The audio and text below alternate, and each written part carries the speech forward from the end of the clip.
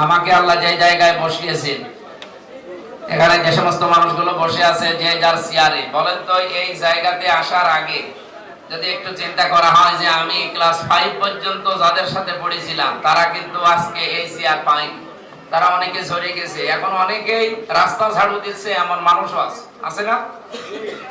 আল্লাহ সেই সমস্ত জায়গায় আমাকে না রেখে এত বড় জায়গায় যখন তুলে একটা চেয়ারে বসিয়েছে, এটা আমাদের কৃতিত্ব না, এটা আল্লাহর যেহেতু দয়া নিয়ামত।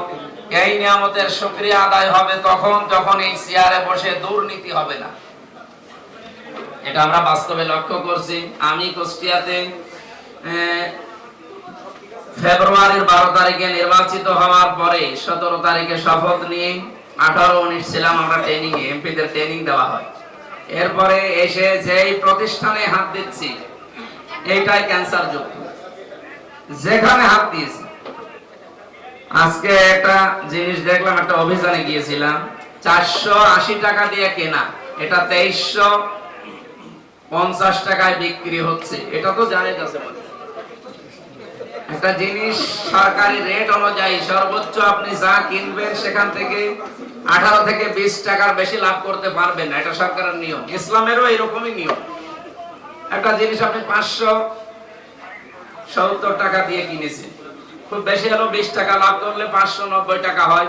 তো লোকটা যদি 650 টাকা বিক্রি করে, লাভ হচ্ছে তার 80-90 টাকা। বলেন এই যে আকাশ ছোঁয়া লাভ করছে, আর এটা রমজান আসলে মানুষ আরো বাড়িয়ে দেয়।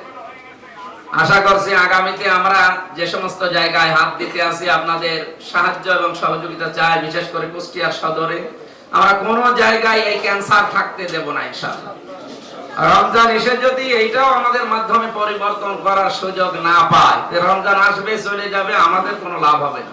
আর কিয়ামতের দিন আপনি আল্লাহর সামনে রাসূলুল্লাহ সাক্ষী দেওয়ার জন্য আসবে, দাঁড়াতেও পারবেন, তখন আফসোস হবে।